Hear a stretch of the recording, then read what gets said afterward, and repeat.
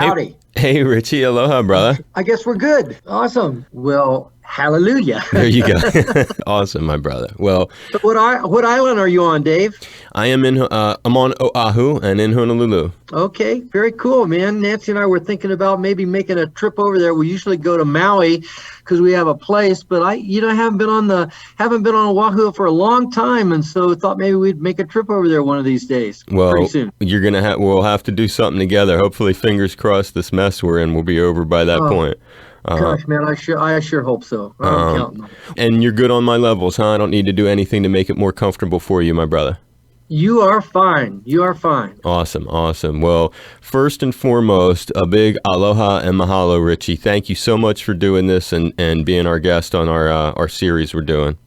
My pleasure, Dave. Nice to be with you today, man. Yeah, it's fantastic. And we've been doing this thing off the road, remotely connecting with musicians around the world during the pandemic. We started it last year when the crisis began. And so before we get into this tasty new record, we ask a series of questions just to set up the bit each week for the folks listening. So where are you now? And is this where you've been since the start of the pandemic? Yes, I am in Colorado. And Nancy and I have lived here since 1971. So, yeah, this is home. And we actually had just gotten off of a boat in San Diego when this whole thing kind of unwound. So we were happy to and safe and sound. And we've been hunkered down with our family back here. And we're doing okay, but praying it does get over pretty soon. No question. And it sounds like you have something of a little bit of an adventure right at the beginning. Everybody's stories are kind of unique. And so take us back to the boat. And I guess what it would be is the very beginning of this, how it began to affect you personally, professionally, and perhaps the first ways you recall it impacting you as you tell your story. Well, I remember I was out in California doing some recording with my good friend Val Gray. And all of a sudden, the news was talking about all this stuff going on and people wearing masks and coming, from the east and all. And so it was kind of worrisome for me. And, I got home safe and sound for that. But then Nancy and I took off on a cruise and we went through the Panama Canal. We left about the end of February and got to San Diego around, around March 1st. And man, things had really changed, and it was a crazy day for us. We were going to stop off and visit with my sister for a little bit, who lives in San Diego, but felt like we should just get home. And so we kind of got on a plane the next day and took off and came home. But that's how it all started. I was recording with Val, and then about 3 or 4 weeks later, we took off on that cruise. I'm glad we did it, because boy, had we not done it then, we wouldn't have done it. I wanted to put that cruise off until April. And a friend that I was going with, he said, "No, we got to go earlier," and so we did. And I'm glad we did, because it was a fun cruise going through the Panama Canal and all. Yeah, no, that's my mom and dad did that, and I have a great picture of my mom walking around there, and I don't have her anymore, so I treasure that. It sounds like a great cruise. And so on the cruise, nothing weird. They weren't already doing the masks or the distancing or anything on the cruise. On the cruise, they weren't doing the mask, but I did check with them before we left just to make sure, that they had taken precautions and all. And they assured me everything was fine and dandy. So, and this was, cruises were kind of new for Nancy and me. We hadn't really done, our kids sent us off on one for our 50th wedding anniversary. And so this was another special one. So we don't know too much about how these things work, but man, you are confined. I will tell you that. my brother, I believe it. I've never been on one, and they give me that feeling. You just summed it up pretty good. You're confined. They're fun, and we enjoyed it. But yeah, so they had taken care of us, and the cruise line did very well, and there were no mishaps or anything, so it was just before they really shut down all the cruise lines and everything, and so we were very fortunate in the timing that we had on it. Speaking of timing, and as for this release and the 50th anniversary return to the Troubadour, I know it was recorded in the fall of 2018, Richie, but did the pandemic affect the timing of it at all as for the release? Oh yeah, I'm sure that we would have, it would have been coming out probably at least 6, 7 months earlier. But you know what? I'm one of those guys that I believe all things work out as they're supposed to, and so this is going to be perfect timing for us on this release. It was fun to do, but it was kind of like, we ever going to get this thing out? I can imagine, and we'll talk about it more in just one second. And the final note would be thinking about there's been such a huge personal loss. Both, of course, we've lost over 500,000 Americans, which is a huge toll this thing has had. And in addition to that, we all could have been touched personally with somebody in our lives. And then on the next level, there's the musicians, because just thinking of some of the musicians we lost to COVID-19, John Prine, the great Manu Dibango. We lost Adam Schlesinger from Fountains of Wayne, Ellis Marsalis, the father of the very talented Marsalis children, Toots Hibbert from Toots and the Maytals, just some of the big names. Just curious if, with your long and illustrious career and rubbing shoulders with so many people, if any of those individuals had a personal connection in any way to you, and then any other ways that you've been touched by the tragedy. Well, we have been blessed to have been spared. And so most everyone that I really, in my circle of friends and close people, we have not really been touched by this. Personally, I live in the foothills west of Boulder, and, when I go, I don't even think about masks.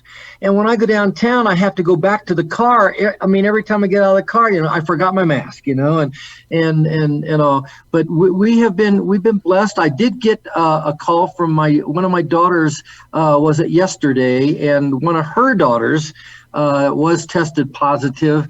She's a little athlete, and I guess some of them, with the schools being kind of regulated now, some of the kids, I guess, had somebody had come down with it and passed it on to her, but she is okay. But that's as close as it's gotten, to me personally.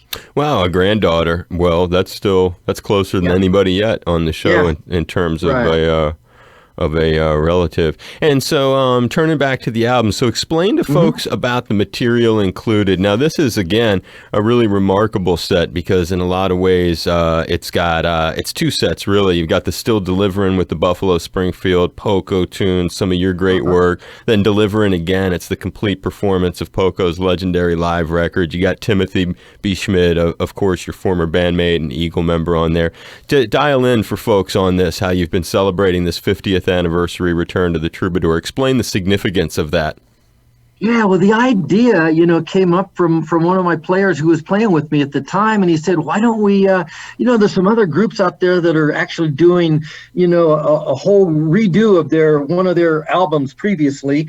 And when it first came to mind, he said, "Why don't we do Deliverin'?" And I'm thinking, do a live recording of a live recording. That could be pretty interesting. And then we thought it over, and we were already at one point in time over the last several years playing almost all of the songs in Deliverin' except for 4. We weren't doing the 2 Timothy B. Schmidt songs, and we weren't doing Consequently So Long, or I Guess You Made It. And so for me, it was only working out 4 new songs. And so we thought, as we're approaching this 50-year anniversary, of so many. When I think back on all this, 50 years, man, I mean, numbers don't compute if you want to know the truth about it. But we thought it would be fun, even though the original album of Deliverin' was recorded in New York and Boston. We did several shows back there as to where those original recordings came from.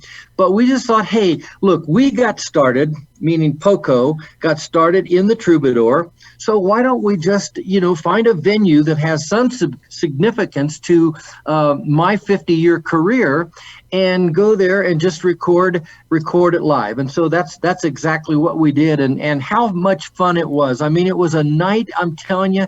The Troubadour, to me, And I have been in the Troubadour since we recorded 50 years ago back in there, of course. But it just seemed like a whole different little venue. They've taken out like seats and everybody was standing, and that place was just jam-packed. It was so full. It was such a neat thing to see. So many people would come out to hear us do this. And I think, from the recording, the people just really enjoyed it. And I certainly had fun doing it. And it is a two-set, 2 albums worth of material and a DVD of the performances. And I just selected several, some of the songs, that we've been playing from Buffalo, Springfield, and Poco, and some of my solo music for the first set. And then the second set, we just went from head to toe with I Guess You Made It right on to Consequently So Long, and did the entire live recording of Poco's Deliverin' record. We did have a friend sit in and do the steel guitar parts. Dave, and I'm talking to you, Dave, and I'm trying to think of Dave. Just my mind is I'm so embarrassed. Too many Daves. Too many Daves. Anyway, so we did the recording, and it has come out. I've heard it. It sounds so great. Ross Hogarth, he did the mixing of it and recording of it, and it just came out wonderfully, and I'm so happy with it. And I just hope that people, because we're approaching the date now of April 2nd when it's actually going to be officially released. They are releasing certain singles from it right now. And so I hope that when, because it's a very significant record for people who have been Poco fans for 50 years. And so a bit of a challenge for us to actually go back and do the re-recording of it, but I sure hope they enjoyed it. I really feel they're going to, because it really came out good. One of the cool things about this new release is that it includes your daughter. Tell us the story of first getting her into performing and then having her up on stage with you. That has to be a very rewarding experience. Oh man, and I can't tell you, without having Jessie, my daughter, on board with me for probably the last 10 years and all of the live performances that I've done over the last 10 years, I probably wouldn't have been going out and doing it. It just made it so much more fun having her with me, and she sings so good. She has her own project, but actually she was singing in our little church worship team for the longest time. And as she grew up, I was actually recording an album called In My Father's House, and I had her come in and just sing some vocals on that. And then I recorded another record called I Am Sure, and I was going to have her do 2 or 3 songs, and she actually sang probably 3/4 of the songs on that record. And so by the time I got to Heartbeat of Love, I'm thinking about, okay, she's got to be singing, some of these parts now, because we would be doing these songs live. And so it all started just from, her really enjoying singing. She sang, like I said, with us at church in the worship team as just a little girl. And then she went off to New York and went to school out there. And when she came back, that's when I had her singing on some of these other projects. But then ever since she moved back to Colorado with her husband, she's been going out with me whenever I would go out and do live performances, and she's just been a part of the Richie Furay band for as long as I can remember now.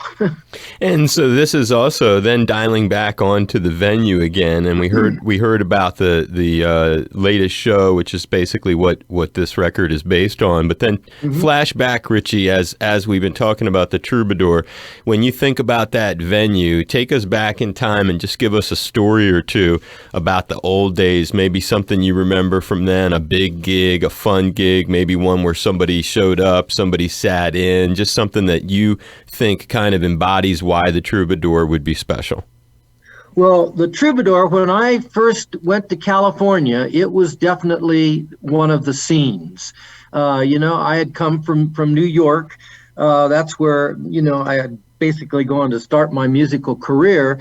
And when Stephen Stills moved to California, that's when I joined him, and that's when we started the Springfield. Well, when the Buffalo Springfield broke up, there was a scene that was going on in Los Angeles, and part of the musical scene was at the Troubadour, and everybody just seemed to be, that was anybody. I mean, from, the Whiskey A Go-Go was drawing, a crowd for the Springfield, but there was another crowd then that was really coming down. The Byrds were down at the Troubadour, Linda Ronstadt, Jackson Brown, some of the Eagles, J.D. Souther, just a lot of folks. I mean, now those are people that I'm really familiar with. Ricky Nelson was there. John Stewart was there. I mean, all different kinds of people, man. We even had opened up for Steve Martin at the Troubadour, and like I'm saying, it was just a scene. There was a great, wonderful musical scene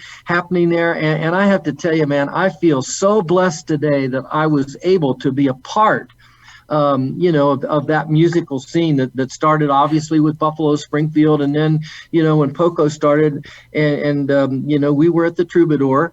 One of the reasons that the Troubadour is significant to me is we became the house band there, if you will. Mm-hmm. We rehearsed in the afternoon, because we didn't have we didn't have a rehearsal hall, and so our manager, helped work it out with Doug Weston, that we could rehearse there, but we played there at night. So believe it or not, we didn't make much money, but we were sure getting tight as we were rehearsing. And that's great memory of having you guys. Who was it? You opened for Steve Martin, or Steve opened for you guys? Well, you know what? I can't remember, but the thing I do remember is that Poco was invited to do the Denver Pop Festival, and we were playing in Denver on the same night that we were playing at the Troubadour. But things, as those festivals do, because they weren't very organized back in those days, they really ran late, and so we were late getting back to Los Angeles to be able to, do our set at the Troubadour, and it caused Steve to have to really make up things as he went along, as he was trying to kill time while we were on an airplane coming back from Denver, man. So he opened up for us that night. Now, whether on another night we opened up for him, I don't know. I can't remember. What a great story, though. That's a fantastic one. And those are the days when they would have the music, like Cheech and Chong and other comedians on the same bill with the music. So it does bring a lot of artists have really cool stories like that. What's kind of cool is on this new record, and again, it's Richie Furay talking about the 50th anniversary return to the Troubadour, and you performed Poco's 71 album Deliverin' in its entirety, and that record has a personal connection to me. I only learned as studying for this interview. So the radio host, the radio DJ, who was one of my mentors and actually played a critical role in getting me to Hawaii to work, was WBCN Boston's Charles Laquadera. Oh, Charles Laquadera, yeah. He wrote the liner notes for that record. How did he end up writing? And not that you'd remember that minor detail, but how did he end up writing the liner notes for that album? We became friends with Charles back in Boston, and he just became friends with us. And so, when it came time to do the record, obviously we recorded part of it in Boston, and so I guess it just seemed natural that he would do something. And you're going to have to forgive me. I don't know if Pete Fornatel had anything on that record as well, but Pete was our New York contact for sure back during that same time. So, but I guess Charles did do the liner notes, and just what a guy, man. He was fun. He was fun to hang out with, and loved Poco's music. Oh, that's so cool. And you mentioned before we got on the air, you had a place on Maui. You ever hang with him on Maui? Because that's where he lived for a long time. No, and I did know that he was back there, and we were coming there. We were coming in frequently, and I didn't. I haven't seen Charles for a long time. It'd be fun to reconnect. And do you still have your place on Maui? Well, yeah, we do, and it's just really a timeshare. So we don't really own property there, other than a time to come and visit Sure. and spend a couple weeks there. So yeah. No, that's cool. That's great. Yep. I mean, anything to have a connection like that. So Yeah. take us back, because you've got this great. You mentioned it a few times, and it's a really important part of your history. You ended up working with Stephen Stills, first in the Go-Go Singers, the legendary Cafe Go-Go in New York City, and then that leads to Buffalo Springfield with Bruce Palmer and Dewey Martin, and of course Neil Young. Set that story up for folks to explain how that happened. Well, Stephen and I met working in a little folk club on West 4th Street called the Four Winds. And that's where my buddies and I went back, to become folk singers and set the folk world on fire, and that's where we met Stephen. And that group was actually together, oh, golly, I guess we were together maybe 7-8 months at the most. But in that time, we made a record for Roulette Records. We did an off-Broadway play that was off-Broadway in 2 weeks, so it was a quick run. Let's see, we did a supper club tour of Texas, and then and a Rudy Valley on Broadway Tonight TV show, all in that little short amount of time. And it was a wonderful time. But the group did break up after about 7 months of being together. And Stephen went off to California. I went up to Pratt & Whitney Aircraft in East Hartford, Connecticut, because I needed a job and I needed to eat and I needed some money. But a friend of mine who lived across the street from us in New York, Graham Parsons, brought a record up to me when I was working up at Pratt & Whitney. And he said, "You got to hear this record, man. You just haven't heard anything like this." And when he put it on, he was right, man. I had never heard folk music, Bob Dylan songs, played with electric instruments. The album was the Byrds' first record. And it just blew me away to the point where I said, I have to get a hold of Stephen. I have to find out what he's doing. I know he's in California. I know he's putting a band together. Don't know if I can be a part of that or whatever. But anyway, I got in touch with him, and he wrote me back and said, "Hey, come on out to California. I got a band together. All I need is another singer, man. And we'll just start making some more music together." And I said, "Well, let me get my things together here and take care of some business." And so I got out to California, and Stephen and I were the band. That was it. Unbelievable. In other words, there was no band. Along the way, we had both met Neil. Neil had come down to peddle some songs in New York while I was still maintaining an apartment there. And so I'd met him. And then Stephen worked his way across Canada, and that's where he met Neil. And so we'd all met along the way. But, so Stephen and I were together, and I didn't know. I said, "Oh, man, have I made a mistake? This is just, all this is going over in my mind because there was no band, there was no money coming in, there was not much happening." But I tell you what, Dave, we lived in this little apartment on Fountain Boulevard, and we sat probably, 3, 4, 5 feet apart. And we listened, and we worked out all of the songs that Stephen had written that ended up on the first Buffalo Springfield record. But it was during that time that we learned to harmonize together. We learned to phrase together. We learned to just play that music together. So it was a valuable time until that very significant moment on Sunset Boulevard when Neil was heading west to go to the 405 to go to San Francisco because he was looking for Stephen, but he couldn't find him, and this was well before cell phones and the internet and all that stuff. And we were coming back going the other opposite direction on Sunset Boulevard, and there it was, man. How you tell me how that is really going to work out ever except just fate, Here we were, man, him going one way, us going the other way, and we're stuck in traffic in Los Angeles and pull into Ben Frank's, and that was the beginning of Buffalo Springfield. So there's where we all began. That is such an incredible story, brother. That is such a great story. And he was with Bruce Palmer, right? It was Bruce and Neil. He had Bruce there, yep. So the only thing that was missing was a drummer. And a friend of ours, Barry Friedman, who had a house that we lived in his apartment or in his house for a while, and then in another little house. But behind him, there was another little group called Maston and Brewer that became Brewer and Brewer, and then Brewer and Shipley. Wow. But actually, who was no Billy Mundy was playing drums for that little group, and Jimmy Fielder was playing bass. And we tried Billy, and for some reason that didn't seem to work out. But either Chris Hillman and or David Crosby suggested that we try and fit in Dewey Martin, who was playing with the Dillards, who had been trying to play electric music and decided to go back to just playing their bluegrass without drums. And so we auditioned Dewey, and of course Dewey, he said, on one condition, if I can sing a song, I sing like Wilson Pickett.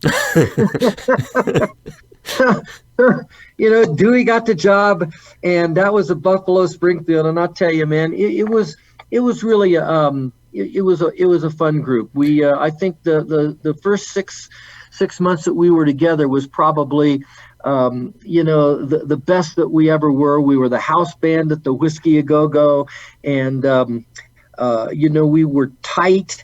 But then it was during that time that Bruce ran into immigration. There were 3 Canadians in the band. Bruce, Dewey, and Neil were all Canadians. And Bruce was getting in trouble. He had some different problems, and Neil was, he was in and out. So anyway, there were 9 people in 2 years in and out of the Buffalo Springfield. So it made it very difficult for us to really keep going. What was wild, though, when you mentioned that, because it's cool, you had the Poco as the house band at the Troubadour, and then you have this Buffalo Springfield house band at the Whiskey back in 66 for a period. And in fact, from what I read, for what it's worth, one of the most incredible and important rock songs ever, and certainly one of the biggest from Buffalo Springfield, that was actually debuted at the Whiskey on Thanksgiving night in 1966. Is that accurate? And any special memories of that? Well, you just brought it to me, man. No, I don't. I have no idea.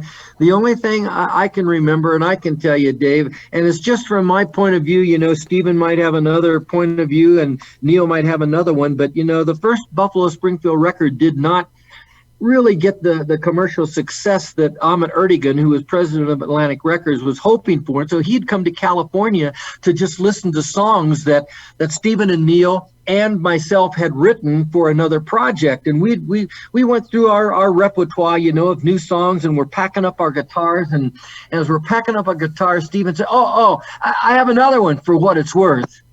And that was it. Wow. And Ahmet said, that's a hit. We got to record that. So I can't remember the logistics of when that happened, but you said on Thanksgiving night we premiered the song at the Whiskey, huh? That's what I had read, and that's a great story with Ahmet. I wanted to ask, was there any other cool because this legendary figure? I was actually privileged to be at that Zeppelin reunion they did in his honor in London in 2007. So when you think of Ahmet Ertegun, this incredibly important person in the music business that you had these personal connections to, what's the coolest story about him that makes you smile or that you like to remember? That he loved Buffalo Springfield so much. If you listen to when we were inducted into the Rock and Roll Hall of Fame, he had a little message before Tom Petty came on and introduced us. But Ahmet loved Buffalo Springfield, and to have, I tell you, Ahmet was a very special guy. I didn't know him well, but we knew him well enough. But to know his heart, that he loved our band so much, just still resonates in my heart. Oh, I can imagine. And you mentioned David Crosby. It's a cool story with him. Didn't you guys play Monterey Pop in 1967 with David Crosby sitting in for Neil Young? Yep, that was one of the times that Neil, was trying to figure out what he wanted to do, and he did not come up to that show, and so we did invite David to come up and fill in with us. What an incredible thing! And any cool memories of having toured on that package with the Beach Boys in 1968? Oh, that was another just wonderful time. We had a couple tours with them, just meeting those guys and being in close proximity and all, with them on this tour. There were a couple other bands. The Box Tops were on that tour, as well as the Strawberry Alarm Clock.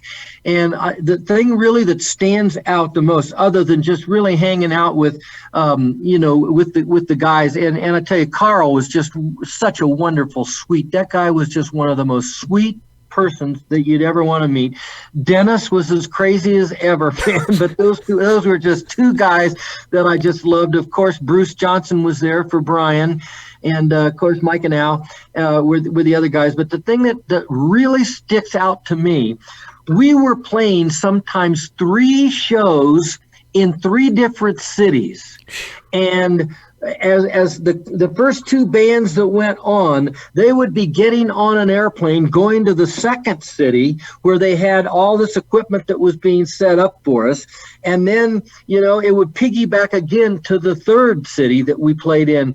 And how they coordinated that and made that work, I'm telling you, it was just one of I think Dan DeRay was Dan or Dick. Now, which one was the actor? Was Dick or Dan? I can't remember, but it was, I think Dick was the road manager at that time, and he's the one that put all this stuff together. It was just amazing how it worked. But we were playing so many shows a night, and it was just wonderful. We had such a great time. It was a great experience to just reflect back upon now. Oh, I can imagine. I can imagine, my brother. And on that note, some artists have been playing a little acoustic something or other as part of their bit with us. I can play something if you'd like. Well, we would just love it. And just when I think about the way you were just talking about the music, and you get so enthusiastic, and during this time, so many people have either lost their jobs or gone through economic distress, and they can't go to concerts. And this series is really, we've looked at it as not like, it's like a very personalized little thing when someone takes the time to do that. And I always find it to be sort of inspirational. But yeah, we'd love to hear you play, Brother Richie. Let me see here.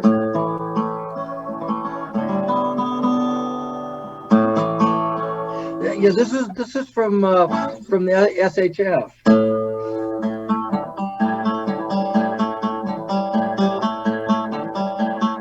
Here I go again, it's all right. Full moon's grown to brighten the night. I've been looking there, seeing the light. It's sure shining bright. Honey, believing in it being free. Nothing to love's like nothing to be. You got once a lifetime to see. Just how much of your dream just to feel like falling in love. You know what it feels like when you're falling in love. Turning home, running free as the wind, stretching the stride for the when it's time to be taken in. Let me know where I've been, and just let me feel like falling in love. Don't you know what it feels like when you're falling in love? Honey, to feel like you're falling in love.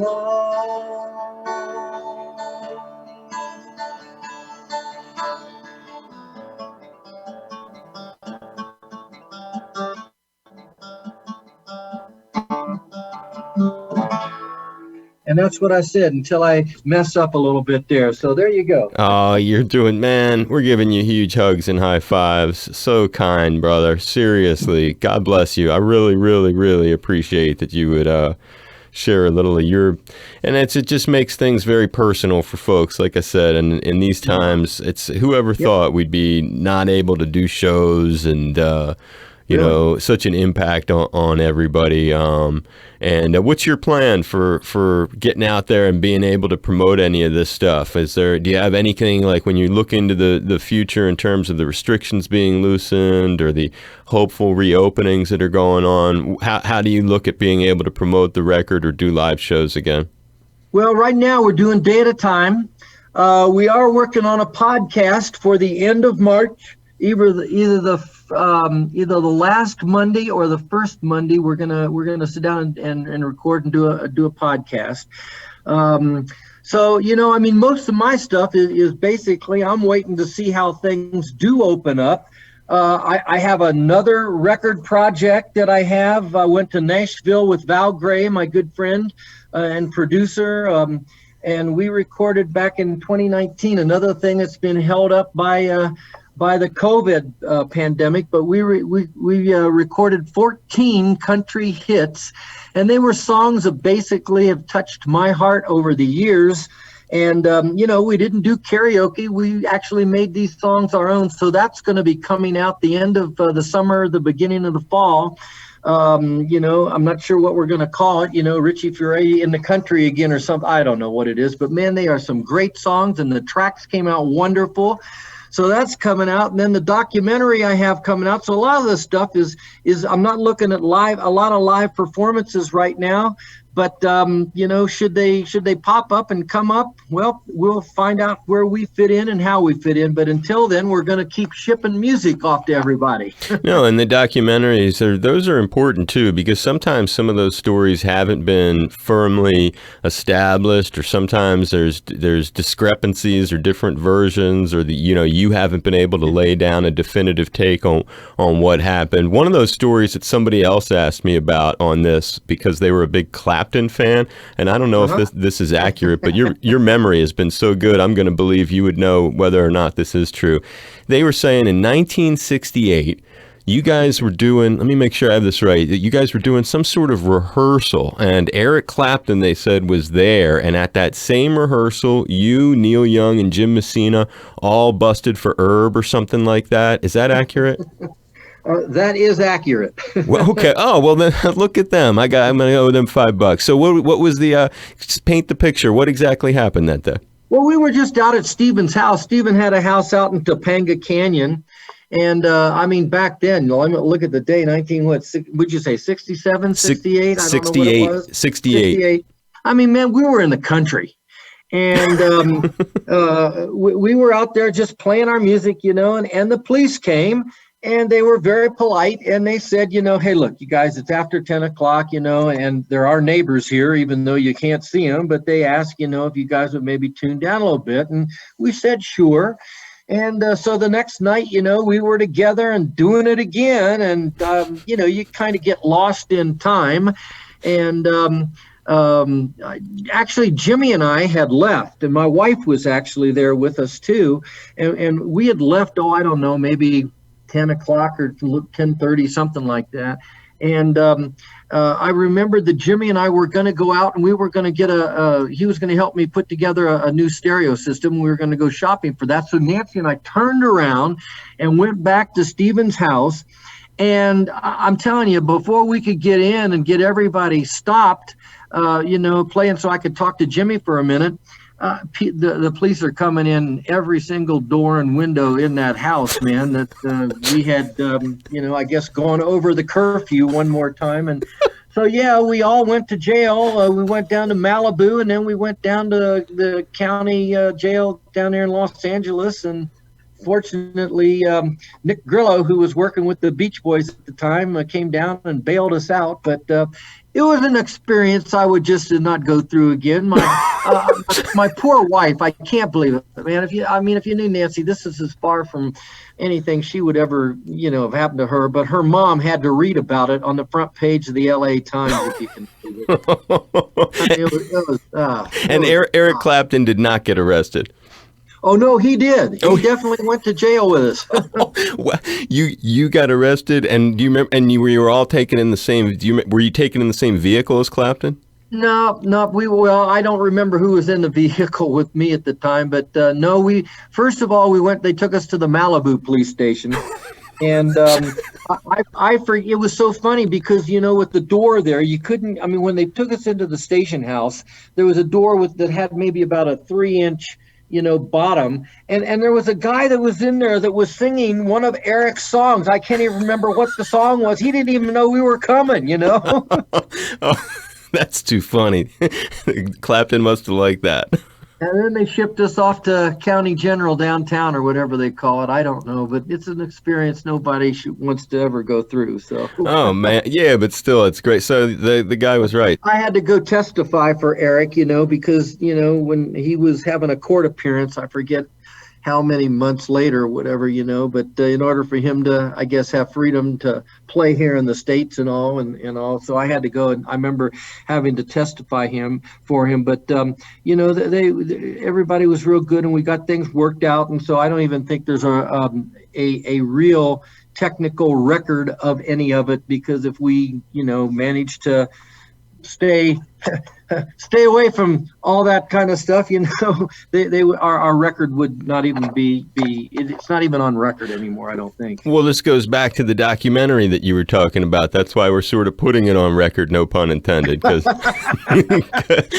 it's stories like that, when you hear it as like sort of a rumor, when you literally have to ask someone like you, did this really happen, then certainly we needed to document it. And like you said, now it's not a criminal thing now it's just a funny thing. And did you ever run into the Doors or have any cool Jim Morrison stories in that era? I really don't have any Jim Morrison stories, but we were part of the house band at the Whiskey A Go-Go that swapped, we'll open one night, you open the next night with the Doors. And so we did that with them during that one period of time when we were actually playing at the Whiskey A Go-Go for about 6 weeks. And the Doors, were one of the bands that were playing there at the same time.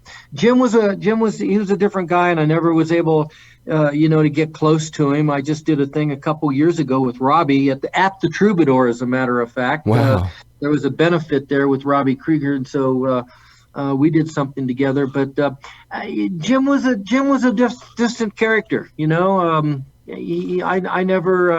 I never got in and fit into his circle of people, so I didn't really know Jim.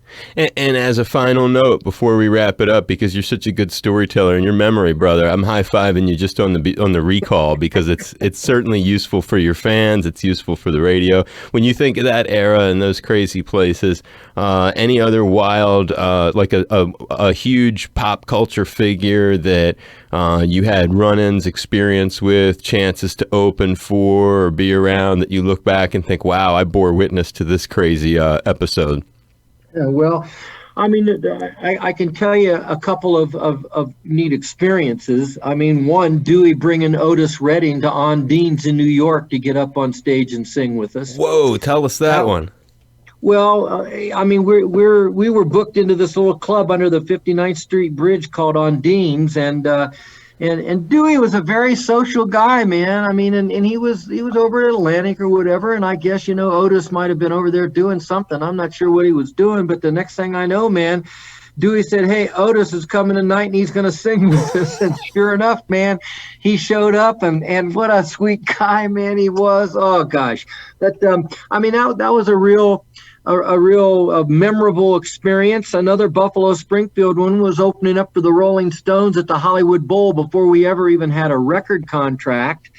And then with Poco, playing at Carnegie Hall, we were one of the first rock and roll bands to actually play in Carnegie Hall, which was a great experience. We played there a couple times. So, I mean, there's things as I go back and I just remember, as far as, hanging out and socializing and all that, I've always led a pretty low profile. And so I've just kind of maintained and enjoyed the fact that I was able to make music and had the career that I've had. But, I tell you what, the most important part of it, because at one point in time, man, my family was almost ripped apart and rug was pulled out from under us. And all I can say, is that, coming to know Jesus Christ as my Lord and Savior. And I got a family now. I got 4 daughters, 3 of them who are married, 13 grandkids, and we all live back here together. And that is the most special part of this whole journey for me, man. What a great note to leave it on, Richie. You can't touch something like what you just said. It's vocal legend, guitar legend from Buffalo, Springfield, and Poco, Richie Furay, and 50th anniversary return to the Troubadour as he does this remarkable look back over your career that you offered us today, playing some music for us and telling these great stories, reflecting on things, confirming some stories, as we say, putting it on the record. Yeah, there you go, man. I hope you had fun. Did you have fun doing this today, Richie? Hey, I had fun, Dave. Thank you so much, man. And get over there to Hawaii, man. I'll definitely look you up, especially if we come to Oahu, man, which we're really thinking about doing because it's been a long time since we've been over there. And I have some friends there up on the North Shore and all. And so if we get over there, I'm going to look you up, man, so we can at least maybe have a bite to eat or something. That'd be great, and we have a really nice studio too. So if the world gets back into that kind of normalcy, then we'll have you in with your acoustic and do a little bit here if you bring one along. Sounds good, Dave. Thank you so much, man. Thank you so much for having me. Aloha, everyone. It's Richie Furay. Yes, you might know me from Buffalo, Springfield, and Poco, but I'm also a big fan of Hawaii Public Radio. And I'm back to support HPR right now, huh? It was a thrill to be on the show with Dave Lawrence today. My friend, I'm so glad to be able to talk to you. You know, things like this aren't free, so please make a contribution. Here's how, and mahalo for your support. You're an animal. I'm giving you huge hugs and huge lots of respect and totally wishing nothing but good things. Please stay safe. And know your time is appreciated. You playing music for us today, Brother Richie. I really, really appreciate it. And sending you off with nothing but good vibes, my friend. Thanks, Dave. Good talking to you, man. Good talking to you. You too. Stay safe. Okay, bye-bye. Bye.